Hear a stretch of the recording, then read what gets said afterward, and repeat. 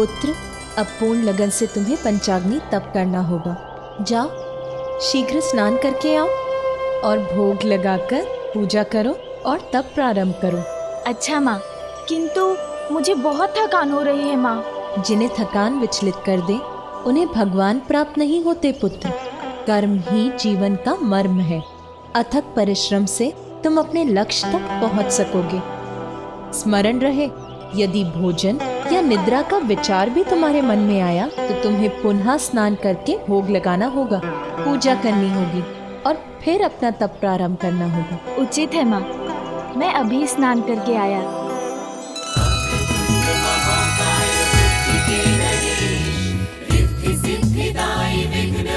श्री गणेश, सुमुख नाम प्रथम पूज्य देव तुम विशेष, रिद्धि सिद्धिदायी विघ्न हरता श्री गणेश। माँ के वचनों के पालन के लिए बालक विनायक प्रयास किए, निद्रा से लड़ आए करके स्नान, तप स्थल पे प्रयास रख के लगे ध्यान।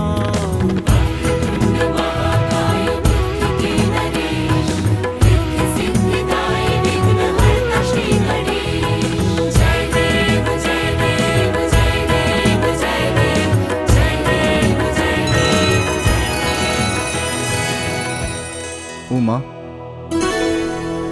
क्या देख रही हो?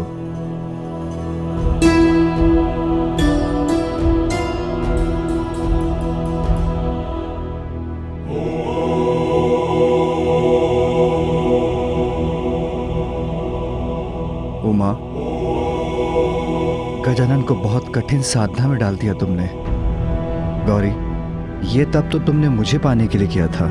हाँ स्वामी, जब मेरे वर्षों की तपस्या के बाद भी आप अपने ध्यान से नहीं उठे, तब देवताओं ने आपके हृदय में मेरे प्रति प्रेम जगाने के लिए कामदेव को भेजा और उन्होंने आप पर बाण चला दिया, किंतु आपने अपने तीसरे नेत्र की अग्नि से उन्हें भस्म कर दिया।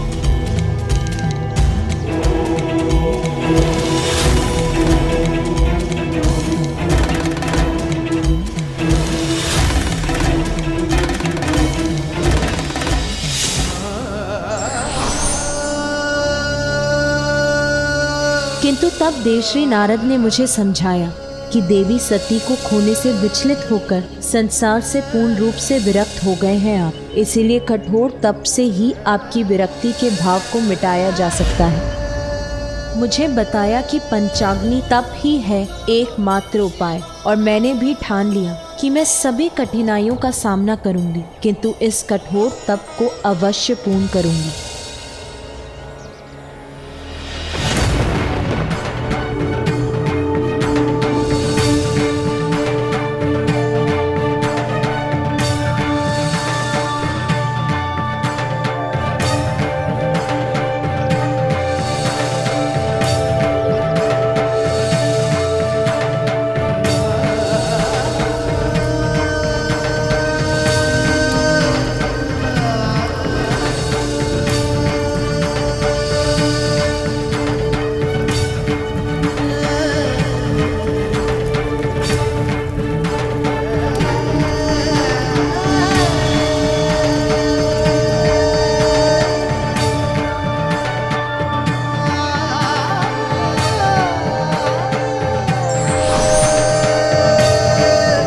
पार्वती,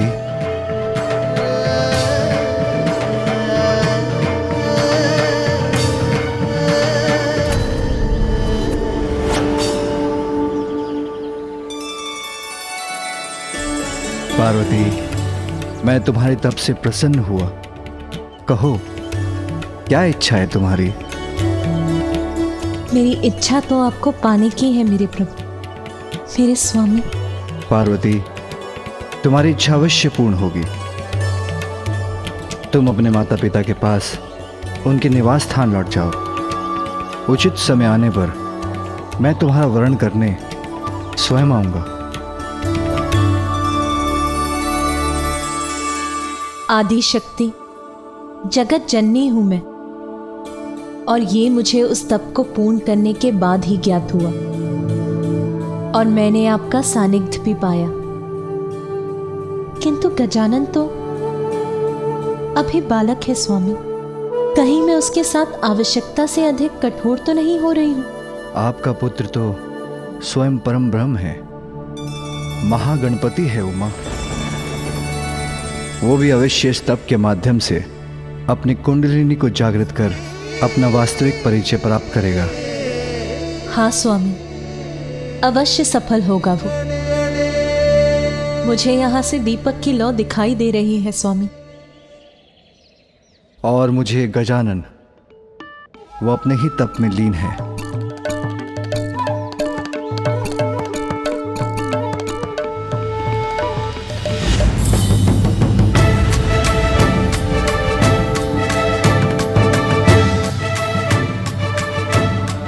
महादेव ने मुस्कुराकर ऐसा क्यों कहा कि गजानन तो अपने ही तप में लीन है?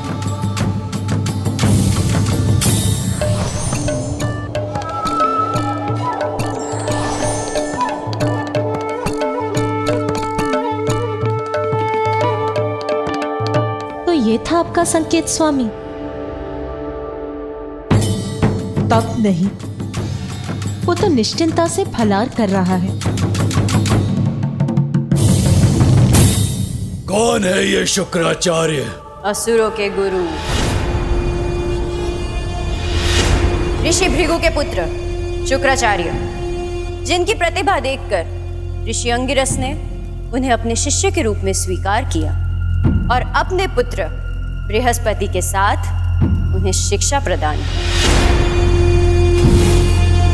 किंतु जब देवता देवगुरु का चयन कर रहे थे तो अंगिरस ऋषि ने पक्षपात कर अपने पुत्र बृहस्पति को अधिक ज्ञानी सिद्ध कर दिया और उन्हें देवगुरु के पद पे स्थापित करवा दिया।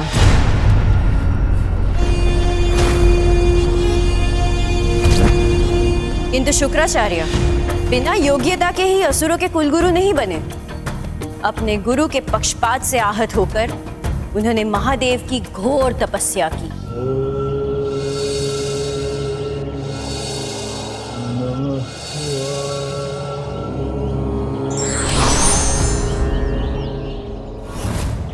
मैं तुम्हें मृत संजीवनी प्राप्त करने का वरदान देता हूँ। जब महादेव के वरदान स्वरूप उन्होंने मृत संजीवनी विद्या प्राप्त कर अपने आप को और भी योग्य बना दिया, तब से अब तक असुरों के कुल गुरु के पद पर स्थित है गुरु शुक्राचार्य। अनेकों बार देवताओं के साथ युद्ध में मृत असुरों को पुनर्जीवित किया है उन्होंने। विजय प्राप्ति हेतु असुरों का मार्गदर्शन किया है उन्होंने। इसलिए आप भी गुरु शुक्राचार्य की शरण में जाइए असुर सम्राट, और उनके सुझाव पर ही अपने आगे की योजना बनाइए।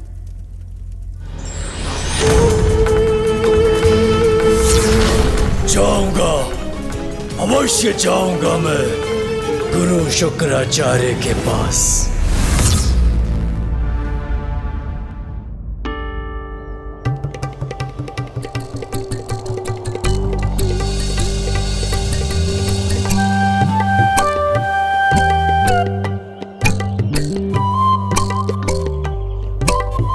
ये परछाई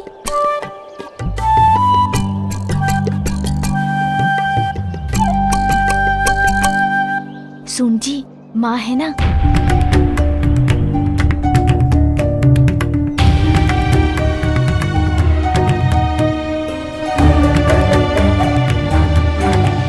क्या हुआ गजानन, तुम अपने तप से क्यों उठ गए? और ये फल, ये पूजा की सामग्री? मैं तो साधना ही कर रहा था माँ, फिर मुझे भूख लगने लगी तो मुझसे रहा नहीं गया। किंतु आप चिंता मत कीजिए माँ, भोजन करने के बाद मैं पुनः स्नान कर अपनी साधना प्रारंभ करूँगा। आप निश्चिंत रहिए माँ, मैं पूर्ण कर लूँगा अपनी साधना।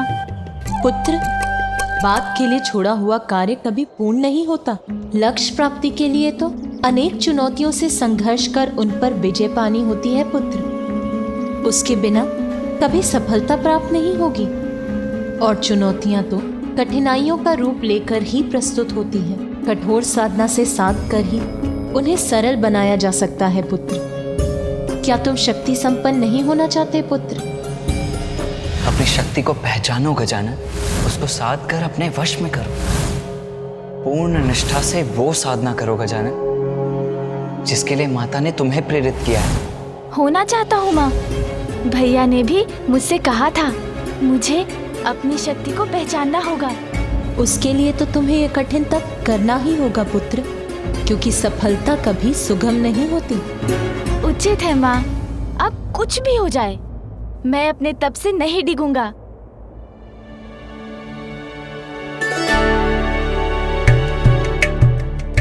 माँ, यदि आपकी अनुमति हो तब प्रारंभ करने के पूर्व ये लड्डू और खा लूं।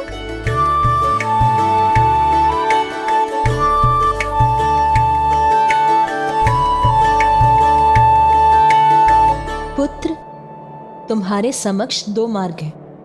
एक जिसका परिणाम जीवन भर बिना स्वयं को जाने कैलाश में बैठकर लड्डू खाना, और दूसरा इस कठोर साधना को पूर्ण कर अपने भीतर छिपी अपार शक्ति का परिचय पाना। पुत्र, तुम किस मार्ग पर चलोगे उसका चुनाव तो तुम ही करोगे पुत्र। किंतु इतना स्मरण रखना पुत्र, जो स्वयं को पहचानने में असमर्थ हो जाते हैं वो जगत में अपनी कोई पहचान नहीं बना पाते। तुम्हारा आग्रज कार्तिकेय देव सेनापति है, भली भांति परिचित हैं देवता उनके सामर्थ्य से। इसीलिए स्वयं देवराज इंद्र उनसे सहायता लेने की गुहार लगाने यहाँ आए थे। वही देवराज इंद्र जिन्होंने देवता के पद पर तुम्हें स्थापित करने के मेरे प्रस्ताव को अस्वीकार किया था। तुम्हें स्मरण है ना पुत्र? इस संसार में अनेकों बालक हैं। हम उन्हें सुरक्षित करने मात्र उन्हें देवत्व प्रदान करते। मैं जानती हूँ पुत्र, तुम्हारे भीतर असंख्य दिव्य शक्तियां जागृत होने की प्रतीक्षा कर रही हैं। इसीलिए मैंने देवराज इंद्र को चुनौती देकर तुम्हें देवपद ही नहीं देवताओं में भी प्रथम पूज्य बनाने का प्रण लिया है। महादेव की अर्धांगिनी सभी के समक्ष ये प्रण लेती हूँ कि मैं अपने पुत्र को इतना योग्य बनाऊंगी कि वो अपने कर्म से देवता ही नहीं बनेगा, अपितु आप सभी देवता उसकी पूजा करेंगे। मुझे तुम पर विश्वास है पुत्र, किंतु यदि तुम भी चाहते हो कि मेरा प्रण सत्य हो, यदि तुम चाहते हो कि सर्व समर्थ बन निर्भय होकर संसार में सत सम्मान जी सको और अन्य जीवों के साथ स्वयं देवराज इंद्र और अन्य देवता भी तुम्हारा सम्मान करें, तो तुम्हें साधना कर अपनी शक्ति को पहचानना ही होगा पुत्र। मेरे पुत्र हो गजानन, तो मेरा मान रखो। तुम्हें सर्वशक्तिमान बनाने के मेरे प्रण को पूरा करो, ये मेरी इच्छा है। किंतु अब सफलता का या सरलता का कौन सा मार्ग चुनोगे तुम? ये निर्णय तो तुम ही को लेना है गजानन।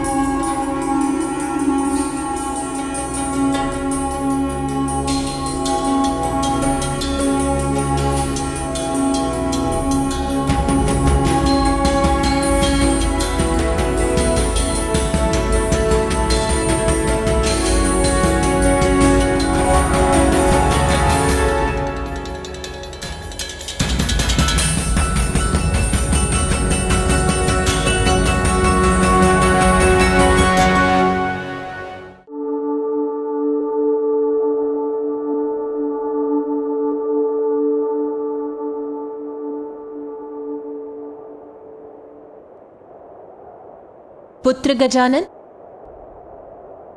पुत्र गजानन,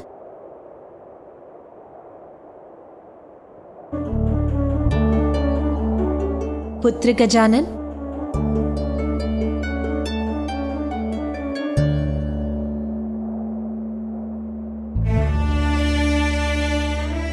पुत्र गजानन, सूर्यास्त हो गया, संध्या हो चली है पुत्र। संध्या भी हो गई माँ, मुझे तो पता ही नहीं चला। आज की साधना पूर्ण हुई गजानन। अब भवन चलो और भोजन कर विश्राम कर लो पुत्र। बड़ी विचित्र बात है, आज मेरे जीवन में प्रथम बार मुझे भूख का आभास तक नहीं हुआ। आश्चर्य है।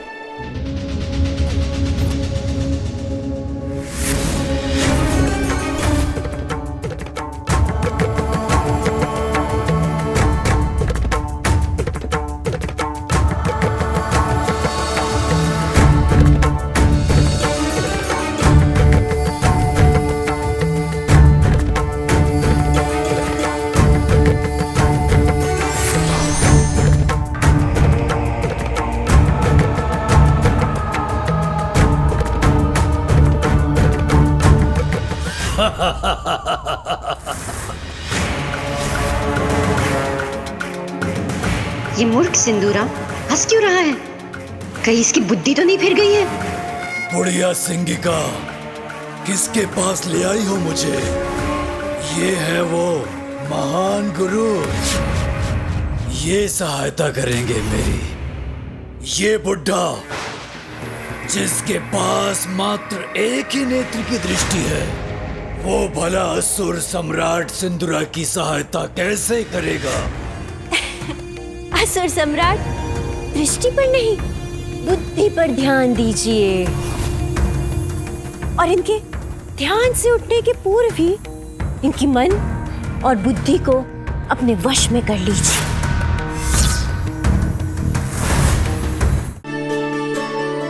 आहा, स्वादिष्ट मोदक।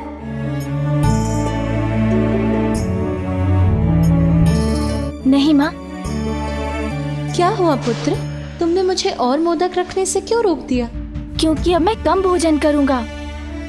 अधिक खाने से निद्रा और आलसपन का प्रभाव बढ़ता है।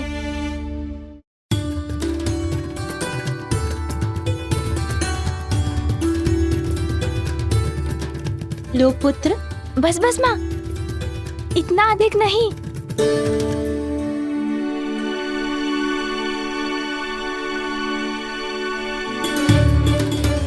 और थोड़ा लो पुत्र। बस, और नहीं माँ।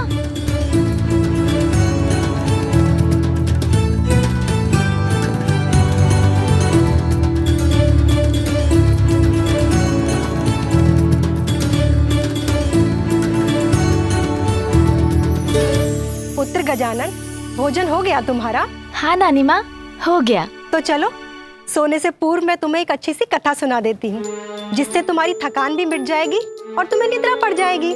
नहीं नानी माँ, कथा सुनने का समय नहीं है मेरे पास। मुझे तो अभी सोना है, क्योंकि अभी नहीं सोऊंगा तो भोर होते ही कैसे जागूंगा।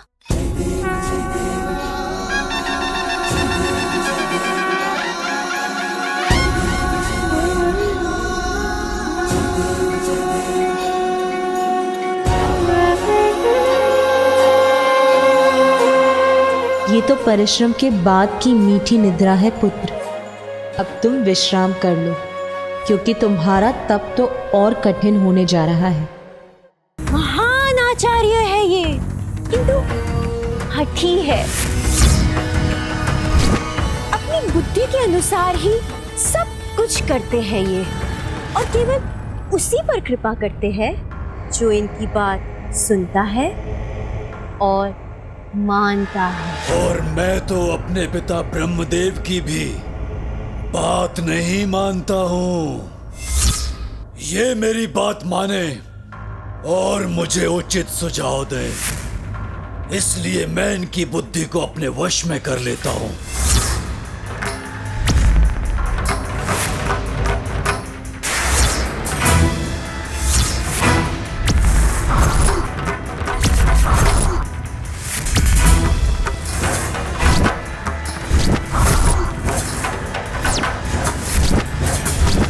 मैं असुर सम्राट सिंदूरा तुम्हें आदेश देता हूँ, तुम मेरी सेवा करोगे, मेरी सेवा करोगे तुम। जो भी हो तुम, जो ये धृष्टता करने का दुस्साहस कर रहे हो, जान लो मैं असुरों का गुरु हूँ और मैं किसी की सेवा नहीं करता।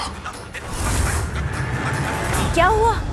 उनका मन आपके वश में हुआ कि नहीं? इस बुढ़िया ने कुछ नहीं सुना, अर्थात मेरे मन में प्रवेश कर मुझसे बात की इन्होंने।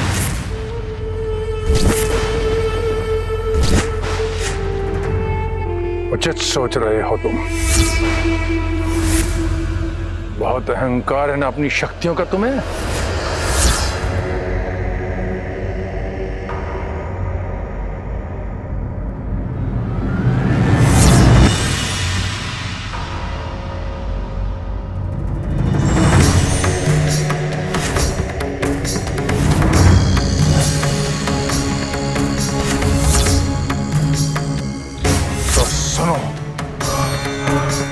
मैं तुम्हें श्राप देता हूं। जिस शक्ति का तुम्हें इतना अहंकार है, वो तब तुम्हारे लिए व्यर्थ हो जाएंगी जब तुम्हें उनकी सबसे अत्यधिक आवश्यकता होगी।